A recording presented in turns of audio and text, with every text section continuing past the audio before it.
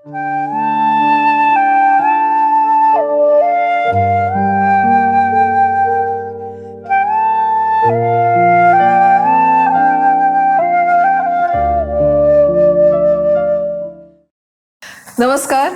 कवितेचं पानमध्ये मी मधुराणी तुमच्या सगळ्यांचं मनापासून स्वागत करते. आज माझ्या हातात संग्रह आहे प्रतिबिंब, दत्ता हलसगीकरांच्या निवडक कविता, आणि संपादन केलंय लीला दीक्षितांनी. दत्ता हलसगीकर हे खूप जणांना माहीत असलेलं नाव नाहीये, पण त्यांच्या कविता अद्वितीय आहेत. म्हणजे तसं बघायला गेलं तर मला लहानपणापासून कवितांची आवड, आणि कुठली आवडली कविता कुठल्या दिवाळी अंकात पेपरमध्ये आलेली कुठेतरी वाचलेली आणि त्या लिहून ठेवायची मला सवय होती. आणि जेव्हा कवितेचं पान सुरू केलं तेव्हा ती वही मला सापडली आणि जाणवलं रे किती किती कविता आपण अगदी लहानपणापासून जमवल्या आहेत. आणि त्यात दत्ता हलसगीकरांची एक कविता मला सापडली होती. ती अशी होती की दुजा दारी असो फुलांची आरास, अंगणी तुळस असो माझ्या, दिव्यांचा उत्सव असो कुणा ठाई, देव्हारी समयी तेओ माझ्या, कुणा मिळे प्रभो मधुर पक्वान्न, नैवेद्याचे पान पुरे मला, धनाने भरली कुणाची तिजोरी, धनाने भरली कुणाची तिजोरी, माझ्या उरी हरी साठला असे तृप्त मन दिले सदयाळा, असे तृप्त मन दिलेस दयाळा, जन्माचा सोहळा पवित्रसा, जन्माचा सोहळा पवित्रसा. शाळेत किंवा कॉलेजमध्ये असताना मी ही कविता उतरवून घेतली होती आणि मला ती तेव्हा किती कळली होती माहीत नाही, पण काहीतरी त्यातलं नक्कीच भावलं होतं. आणि जेव्हा कवितेचं पान पुन्हा नव्याने सुरू केलं तेव्हा मग ह्या दत्ता हलसगीकरांचा शोध घ्यायला सुरुवात केली. म्हणजे ह्यांच्या कविता याच्यात असल्याच पाहिजेत. आणि माझ्या हाती हा त्यांच्या वेगवेगळ्या संग्रहातनं संपादित केलेला असा संग्रह हाती लागला. आणि त्यातल्या म्हणजे मला खरंच निवडणं कठीण झालंय. म्हणजे आता माझ्याबरोबर जी सगळी टीम आहे ते सगळे म्हणतायत की ताई 2-4 किती एपिसोड देत सगळ्या कविता वाच. बघूया, जेवढ्या जमतील तेवढ्या ह्या एपिसोडमध्ये ऐकवते आणि एखादा वेगळा एपिसोड पुन्हा करूया. एपिसोड सुरू करायच्या आधी मला ना लीला दीक्षितांनी त्यांच्याविषयी काही लिहिलंय ते ऐकवायचंय. म्हणजे दत्ता हलसगीकर आणि त्यांची कविता याविषयी थोडंसं अधिक आपल्याला समजेल उमजेल. त्यांच्या प्रस्तावनेत त्यांनी इथे असं लिहिलंय की सद्भावना, सद्विचार आणि सद आचार या 3 दिव्यांच्या प्रकाशात अखंड वाटचाल करणाऱ्या कविवर्य श्री दत्ता हलसगीकर यांना सप्रेम सादर. लीला दीक्षित ते असं म्हणतात, चमकणारा सूर्य क्षितिजावर उगवतो आणि माणसाचे मन वेधून घेतो. मराठी क्षितिजावर असे चमकते नवनवीन सूर्य सतत उगवत असतात. खळखळता वेगळा आशय, अस्वस्थ करणारे आणि वाचताना होलपटून टाकणारे जीवनानुभव, समाजातील दाहक वास्तवाचे काहीसे शब्दबंबाळ रूप, शब्द वाकवणारी आक्रमक शैली, अशा लक्षवेधी रूपांमध्ये अशी कविता त्या त्या दशकात आपली मुद्रा उमटवीत असते. असे कवी त्या त्या काळात माणसांच्या लक्षात राहतात. पुढेही त्यांची नावे मधून मधून काव्य चर्चेत येत राहतात. यातील काही कविता आपल्या वाङ्मयीन जाणीवा समृद्ध करत असतात.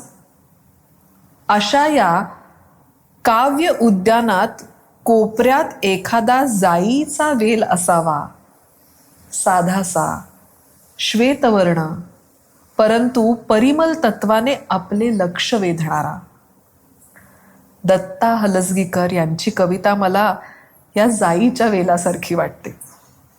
स्वतःचे मोठेपण मिरवण्यासाठी पुढे पुढे न करणारी, तरीही आपल्या अंगभूत साधेपणाने आणि विमल रूपाने लक्ष वेधून घेणारी.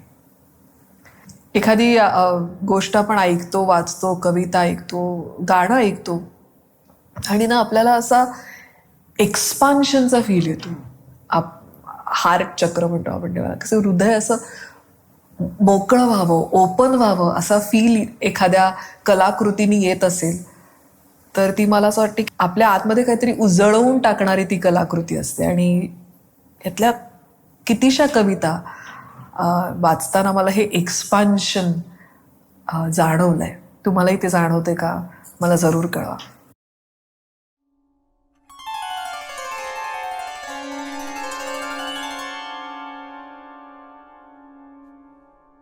कवितेवरची त्यांची कविता त्यांनी सुरुवात करूया. कविता. मी उन्हात असतो तेव्हा ही मला सावली देते. मी कधी पोरका तेव्हा वत्सल माऊली होते. मी चुकेन कोठे म्हणून ही धरते माझे बोट. मी आर्त अनावर तेव्हा ही होते अक्षर ओठ. ही माझ्या हृदयामधूनही समयी परी तेवत असते. ही माझ्या हृदयामधूनही समयी परी तेवत असते. ओसाड माळ रानावर ही वसंत पेरीत जाते. ओसाड माळ रानावर ही वसंत पेरीत जाते.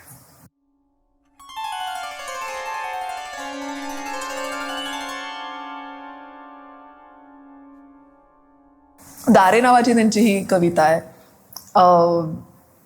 आजूबाजूला आपण अशी काही माणसं बघतो की जे स्वतःच्या हृदयाची किंवा अनुभव ग्रहण करण्याची क्षमताच कुंठित करतात किंवा कवाडं बंद करतात. येणाऱ्या वाईट अनुभवांच्या भीतीने असेल किंवा आयुष्यातल्या निरसतेमुळे असेल. पण मला असं वाटतं की भरभरून रसरसून जगणं आणि त्यासाठी मनाची कवाडं ही उघडीच असायला हवीत. मग त्यातनं जे येईल त्याचा मोठ्या मनाने स्वीकार करणं, दिलखुलासपणे स्वीकार करणं म्हणजे आयुष्य असं कदाचित हलसगीकरांना याच्यातनं म्हणायचंय. दारे उघडी ठेवली म्हणून फार बरे झाले, नाहीतर सडून गेलो असतो हवाबंद पोकळीत. उघड्या दारातून थोडीशी धूळही आली मान्य आहे, पण वाऱ्यासंगे सुगंधाच्या लाटाही आल्या झुळझुळत. तसे चटके बसले वैशाख उन्हाचे, भाजलाही गेलो. तसे चटके बसले वैशाख उन्हाचे, भाजलाही गेलो. तरीही चंद्रकिरणांच्या चंदन लेपाचे सुख आगळे आहे. काहीसा लुबाडला गेलो कळत नकळत देखील.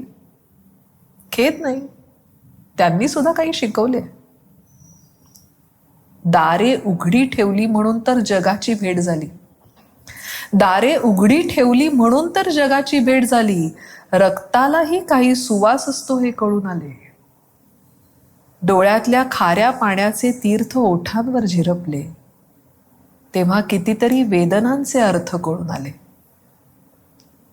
उघड्या दाराने येणाऱ्या ऊन पाऊस वादळांनो, झरोक्यातून दिसणाऱ्या माझ्या चंद्र तारकांनो, तुम्ही होता सगळे सोयरे म्हणून कृतार्थ आहे. तुम्ही होता सगळे सोयरे म्हणून कृतार्थ आहे. मातीच्या पणतीत दिवा शांत तेवतो आहे. मातीच्या पणतीत दिवा शांत ठेवतो आहे.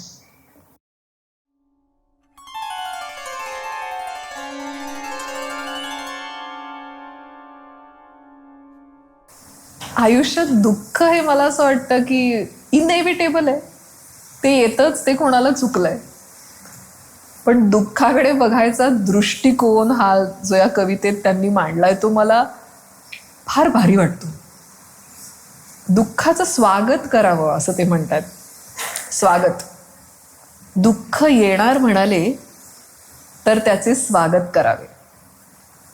दुःख येणार म्हणाले तर त्याचे स्वागत करावे. सर्वांनी छिडकारले तर त्याने कोठे जावे. त्याला हात धरून आणावे उंबऱ्यावरती. त्याला हात धरून आणावे उंबऱ्यावरती. त्याचे चरण प्रक्षाळून सुख उतरवून टाकावे. त्यालाच आवडतील अशा गोष्टी बोलाव्यात. त्यालाच आवडतील अशा गोष्टी बोलाव्यात. आपल्या डोळ्यातले पाणी त्याच्या नकळत लपवावे. जखम पुसून साफ करून तीवर रांगोळी रेखावी. जखम पुसून साफ करून तीवर रांगोळी रेखावी. आपल्या दैवाचे आसन त्याला नम्रतापूर्वक द्यावे. या शेवटच्या 4 ओळी तर फार अप्रतिम आहेत.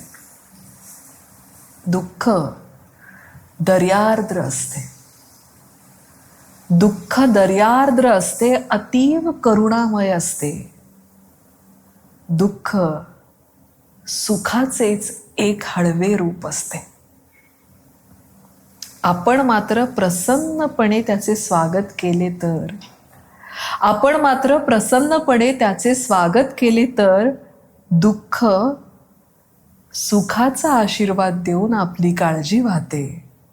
दुःख सुखाचा आशीर्वाद देऊन आपली काळजी वाहते. वा.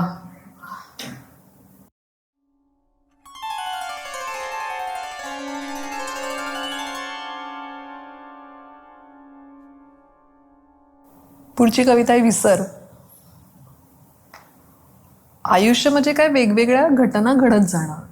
त्या घटनांना काही त्याचा असं चांगला किंवा वाईट, सुखी दुःखी असा काही ठसा नसतो. आपण त्या घटनांकडे कसं बघतो त्याच्यावर ती घटना सुखी आहे किंवा दुःखी आहे, किंवा आपल्याला त्यातनं आनंद मिळतोय का दुःख मिळतोय, ह्या सगळ्या आपल्या मनाचा खेळ असतो. आपण जेव्हा आपल्या आयुष्याचा मागे वळून बघताना विचार करतो तेव्हा त्यातलं नक्की काय आठवतो आणि काय विसरतो याच्यावरती मला असं वाटतं आपण आज कोण असतो ते ठरतं. विसरता येतात काट्यांचे दंश, फुलांची मिठी कशी विसरू. विसरता येतात काट्यांचे दंश, फुलांची मिठी कशी विसरू. विसरता येते काळोखातले मरण, चांदण्यांचे स्पर्श कसे विसरू. विसरता येतात मनावरचे घाव, विसरता येतात मनावरचे घाव, जखमांवरची नक्षी कशी विसरू. अवतीभवती तर उन्हाळाच होता, झाडांची सावली कशी विसरू. सहन होत नव्हता एवढा कोलाहल, झुळझुळणारे मधुर गाणे कसे विसरू. उद्ध्वस्त झाली फुलबाग तरीही, शालीन पवित्र तुळस कशी विसरू. विसरता येतात अडवलेल्या वाटा, हे खूप सुंदर आहे. विसरता येतात अडवलेल्या वाटा, मंदिराचा घाट कसा विसरू. आयुष्य तर आहे 2-4 क्षण, आयुष्य तर आहे 2-4 क्षण, घंटेमधली हाक कशी विसरू. घंटेमधली हाक कशी विसरू. नाव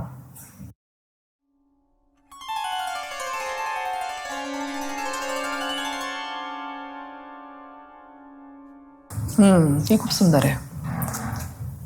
झाड. वाटेवर लहान मोठ्या झाडाने सावली धरली म्हणून तर सुखाने प्रवास झाला. झाडच नसती तर कुठं विसावलो असतो. रखरखत्या उन्हात पोटाशी धरणारे मायाळू हात दिले पानगच्च झाडांनी फांद्यांमधून, आणि याबरोबर एक तत्व सांगितले. आपला प्रवास संकल्पाने करावा. खडक फोडून पाण्याचा शोध घ्यावा. उन्हाचे, चांदण्याचे, पावसाचे आभाळ माथ्यावर आहे याची जाणीव असावी. फुले येतील ती वाऱ्यावरती वाटून टाकावी. आणि आपणही एक झाड व्हावे, डेरेदार सावली देणारे, कुणाच्या तरी प्रवासाच्या वाटेवर. डेरेदार सावली देणारे, कुणाच्या तरी प्रवासाच्या वाटेवर. वा. अशी काही झाडासारखी माणसं आपल्या आयुष्यात असतात, भेटतात, म्हणूनच आपण असतो बहुतेक, नाही का.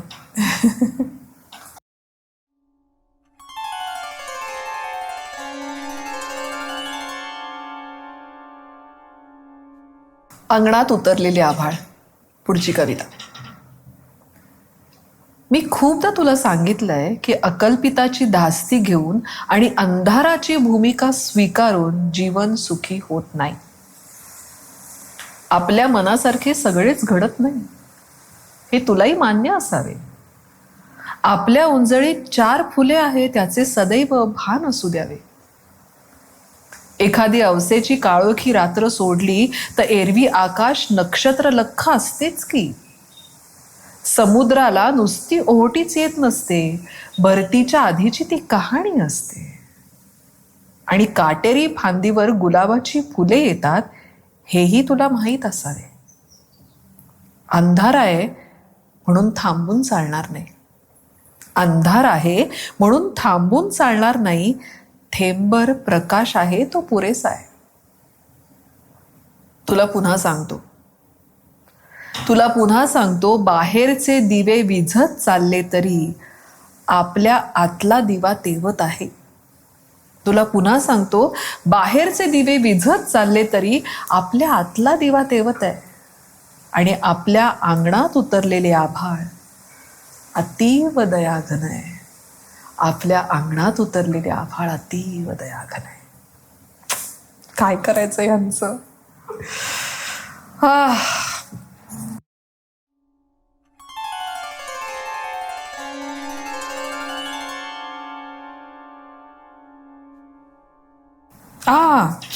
ही फार सुंदर आहे. फुलांची स्वप्ने. मातीला जेव्हा सुवासाची स्वप्ने पडतात तेव्हा मातीतून सुरू होतात सुवासाच्या वेणा. मातीला जेव्हा सुवासाची स्वप्ने पडतात तेव्हा मातीतून सुरू होतात सुवासाच्या वेणा. झुकलेल्या आभाळासाठी माती होते व्याकुळ.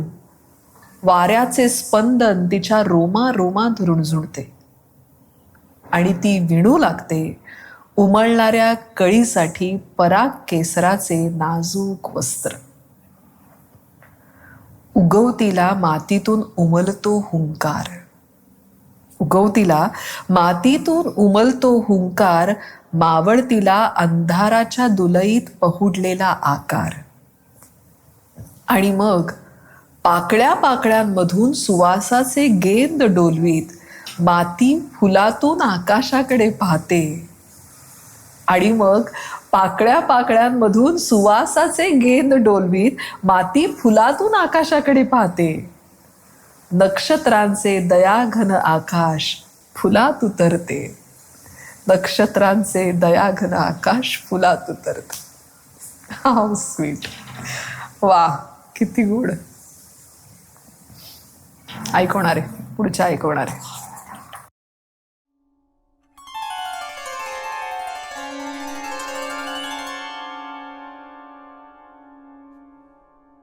ही आतापर्यंत वाचलेल्या कवितांपेक्षा थोडी वेगळी आहे. रोमॅन्टिक आहे, पण तो रोमॅन्स पण किती सात्विक असू शकतो. पहाट. सखी तुझ्या रूपापरी सुंदर अशी ही पहाट. सखी तुझ्या रूपापरी सुंदर अशी ही पहाट. आणि तुझ्या प्रीतीपरी फुलणारा पारिजात. आज कशी तू दिसशी दव भिजल्या कुसुमापरी. तू प्रसन्न आज कशी सत्कवीच्या स्वप्नापरी. हे इतके सुंदरपण, ही इतकी सोज्वळता, जीवनात तू माझ्या तुलसीची मंगलता. या पहाट वेळेला तृप्तीने भरते मन. या पहाट वेळेला तृप्तीने भरते मन. पुण्यमयी सरितेचे शुभवेळी हे दर्शन. पुण्यमयी सरितेचे शुभवेळी हे दर्शन. किती गोड. वा.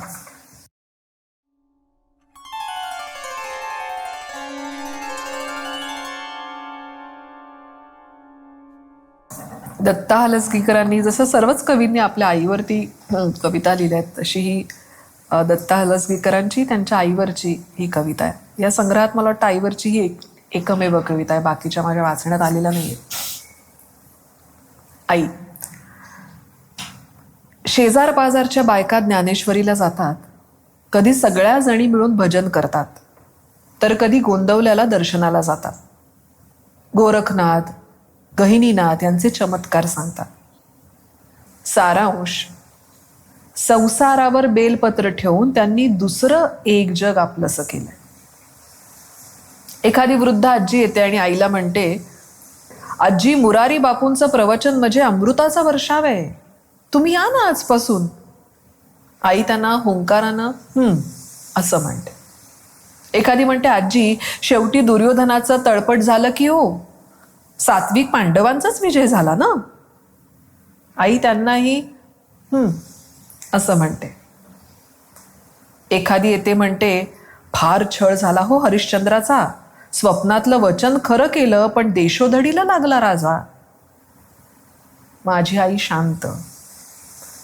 आईला आठवतं आपल्या आयुष्याचं झालेलं वाळवंट, फुलांनी भरलेली ओंजळ रक्तचिंब झालेली, सत्याला आलेलं मरण, दुष्टांचा झालेला जय, भोगावा लागलेला वनवास, विश्वासानं ऊर मोकळा करावा तिथे त्यांनीच केलेला घात, विस्कटून गेलेली आयुष्याची रांगोळी, डोळ्यातले आटून गेलेले पाणी, करुणाघन देवांच्या केवळ मूक मूर्ती आणि अधर्माच्या अश्वावरून चौफेर उधळणारे नातेवाईक.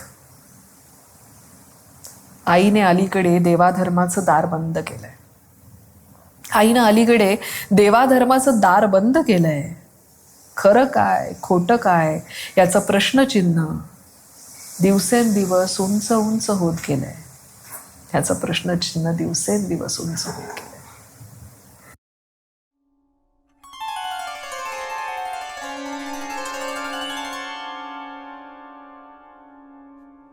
मी आजूबाजूला असे अनेक जण बघितलेत की लहानपणी एखाद्या कलेचा हात धरलेला असतो, हॉबी म्हणून काही गोष्टीमध्ये पारंगतही झालेले असतात. कला म्हणजे काय तर मला असं वाटतं की मनाचा हळवा कोपरा व्यापून टाकणारी एखादी गोष्ट, सुकूनचा कोपरा जिथे आपल्याला आपण सापडतो. पण असे काही जण मी बघितलेत की संसाराच्या किंवा चरितार्थाच्या वाटेला लागल्यानंतर ते निसटून गेलं आणि निसटलं ते निसटलंच कायमचं. एक कुठेतरी कोरडेपणा येऊन गेला. आता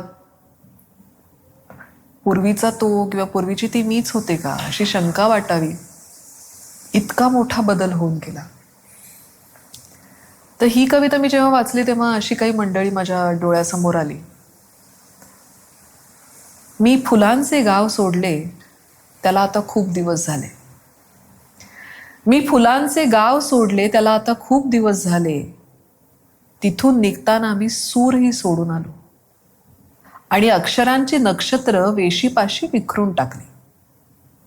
निघताना केवढा कल्लोळ होता मनात आणि डोळ्यात साठलेला समुद्र. आता या जगात माझं बरं चाललंय. तराजू हातात धरल्यावर फक्त हिशोबच होतो. प्रत्येक माणूस फक्त गिऱ्हाईक वाटतो आणि प्रत्येक स्त्री एक मादी. नाण्यांच्या आवाजात केवढं माधुर्य असतं. अनावर भूक असीम असीम होत जाते. फुलांच्या गावात मी चहाला महाग होतो. इथे उबदार आबादी आणि प्रतिष्ठितपणाचा सन्मान्य टिळा. कैफाच्या अश्वावरून धावताना येणारी अनुपम झिंग.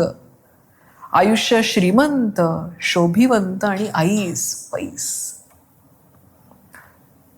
परवा माझ्या फुलांच्या गावातला मित्र भेटला.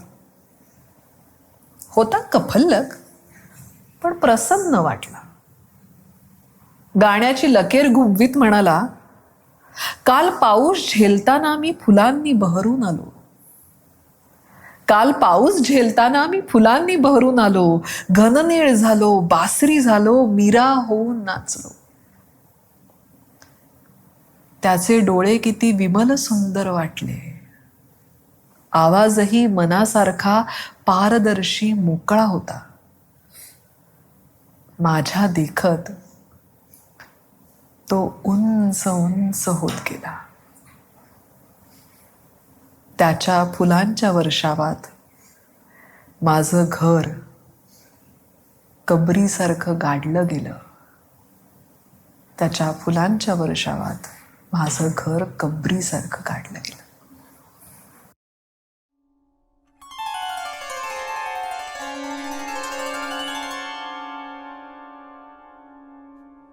मला असं वाटतं जागतिकीकरणानंतर आणि जशी शहरं वाढत गेली त्यानंतर जे माणसांच्या नात्यांमधले सूक्ष्म बदल झाले ते अनेक कवींनी टिपलेत.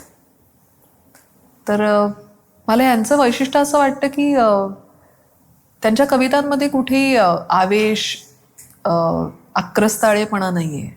हे सगळे येणारे अनुभव अत्यंत अदबीनी ते टिपतात. मी आणि ते, आम्ही एकाच गावात राहतो, एकाच नदीचं पाणी पितो. आम्ही एकाच गावात राहतो, एकाच नदीचं पाणी पितो. एकच वारा वाहतो आमच्या श्वासांमधून. एकच सूर्य आमच्या घरावर उगवतो. एकच आकाश बरसते मायाळू होऊन. तरीही परस्परांशी आमचं काही नातं नाही. त्यांची आणि माझी भाषा एकच आहे. त्यांचे आणि माझे प्रश्न एकच आहेत. आम्ही एकाच रस्त्यावरून जातो, येतो, दिसतो. फुलं आणतो एकाच फुलवाल्याकडून. तरीही एकमेकांचा सुवास आमच्या ओळखीचा नाही. मला जखम होते ती फक्त माझी असते. त्यांना शोक होतो तो त्यांचा असतो. त्यांचे आनंद त्यांच्यापुरते, माझे माझ्यापुरते. तसे कोणाचे कोणावाचून काय अडते? माझे नाव त्यांना माहीत नाही, मी मला त्यांचे. माझे नाव त्यांना माहिती नाही, मी मला त्यांचे. याला गाव म्हणायचे की वाळवंट हे मात्र कळत नाही. याला गाव म्हणायचे की वाळवंट हे मात्र कळत नाही.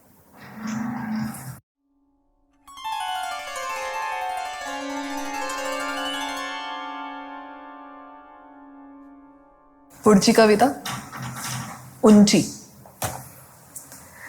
ज्यांची बाग फुलून आली त्यांनी 2 फुले द्यावीत. ज्यांचे सूर जुळून आले त्यांनी 2 गाणी गावीत. ज्यांच्या अंगणात झुकले ढग त्यांनी ओंजळ पाणी द्यावे. आपले श्रीमंत हृदय त्यांनी रिते करून भरून घ्यावे. सूर्यकुलाशी ज्यांचे नाते त्यांनी थोडा उजेड द्यावा. प्राक्तनाच्या अंधारात प्रकाशाचा गाव न्यावा. मन थोडे ओले करून आतून हिरवे हिरवे व्हावे. मन थोडे रसाळ करून आतूर मधुर मधुर व्हावे. आभाळा एवढी ज्यांची उंची त्यांनी थोडे खाली यावे. आभाळा एवढी ज्यांची उंची त्यांनी थोडे खाली यावे. मातीत ज्यांचे जन्म मळले त्यांना उचलून वरती घ्यावे. मातीत ज्यांचे जन्म मळले त्यांना उचलून वरती घ्यावे. काय काय विशालता आहे ह्या भावनांमध्ये त्यांच्या आणि सांगण्यामध्ये.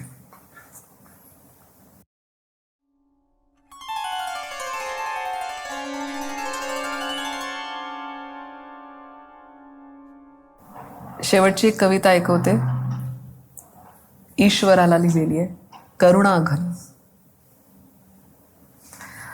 रोकडा हा अनुभव देव सगुण निर्गुणी. देव नाही, अंधारात दिवा दाखवला कोणी. किती उन्हात पोळलो जात होतो अनवाणी. दाट सावलीत मला थंड पाणी दिले कोणी. निसरड्या वाटेवर माझा जात होता तोल. तेव्हा डोळे वटारून मला सावरले कोणी. कधी उद्ध्वस्त वाटले घर सोडून या जावे. कधी उद्ध्वस्त वाटले घर सोडून या जावे. मिठी फुलांची घालून मला अडवले कोणी. मिठी फुलांची घालून मला अडवले कोणी.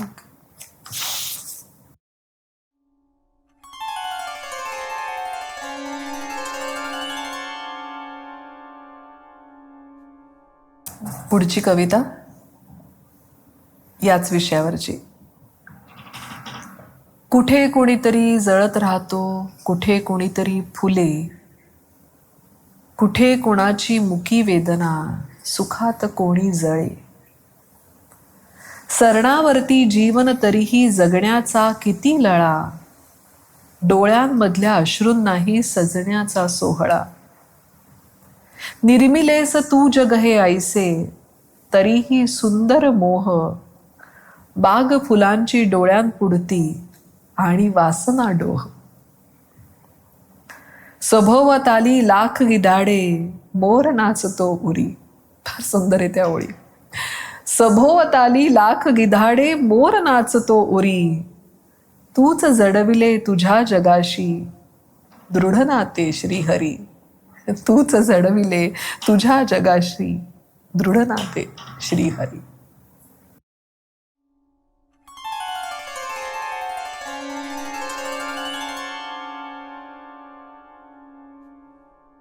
चाळता चाळता ही एक सापडली. जगणे मरणे अवघड तरीही माणूस कसरत करतो आहे. वाट निसरडी पदोपदी पण तोल सावरून चालतो आहे. किती मुखवटे रोज पाहतो त्याचाही एक सुंदर अभिनय. कळूनही नाहीच समजले असा गुपित वरवरचा आशय. लळा लावून कळा पचवितो ऊन साहून मळा पिकवितो. कधी मोहाच्या धुक्यात हरवून अध्यात्माचा टिळा मिरवितो. गर्दीमधून घर गाठावे तसा जपत हा जगतो आहे. देवदत्त जो जन्म लाभला त्याचा उत्सव करतो आहे. देवदत्त जो जन्म लाभला त्याचा उत्सव करतो आहे. वा.